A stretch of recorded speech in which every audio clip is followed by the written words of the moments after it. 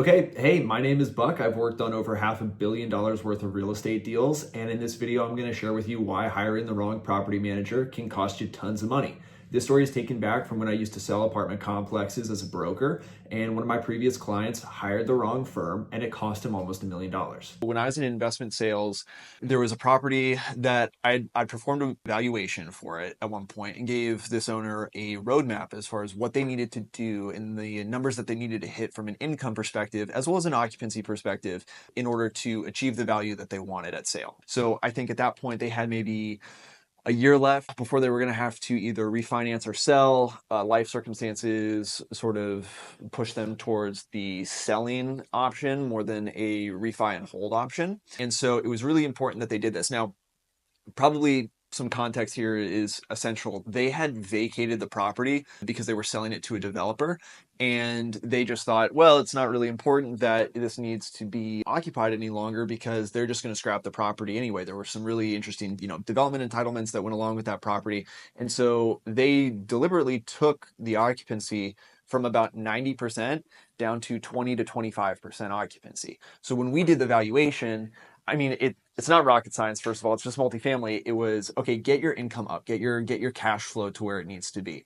So the owner hired a property manager and told them explicitly, I will give you a $750,000 bonus if you can get me to 75% occupancy. Because at that point, we could actually hit the number that they wanted to trade at. This property manager was headquartered probably only like 45 minutes to an hour from the property. He put an on-site PM there, and they started leasing a few units, but they really only signed 10% of the units up. So they really only increased the occupancy from about 25% to 35% over a period of 6 months. So even though this seller gave them almost $1 million bonus option to rent out the property, the PM at the end of the day didn't show up. They had ended up firing their on-site manager, I think like a month before that owner showed up to the property. And when the owner showed up at the property, he was just looking around like, where the hell is the on-site manager? He hadn't even been notified, okay, that on-site property manager was fired. And not only that, they had a month, they didn't fill the slot.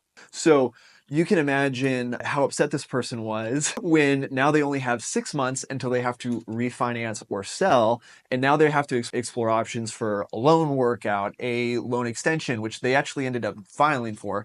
And they paid an additional $500,000 to extend the loan. And when they did that, they also had to buy another rate cap. That was another few $100,000. So it was almost $1 million mistake hiring the wrong property manager for that specific property. Again, that is probably the extreme end of the spectrum. And obviously that owner had very unique circumstances that I don't think a lot of other people are going to end up facing in the marketplace.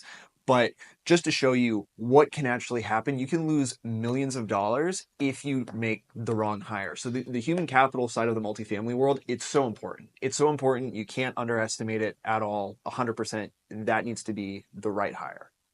Again, my name is Buck. I'm head of investments as well as asset management at Sterling Wealth Capital. There should be a link in the description to our website if you want to click it and learn more about us. We're primarily a multifamily investment firm that's just focused on Florida. We have a portfolio in St. Petersburg. We're looking to continue to grow that. We're almost entirely self-funded, so don't really have anything to sell you other than just to be a resource in the space. Feel free to connect with us. Again, my email is linked below as well. Feel free to reach out, and I hope you have a good one.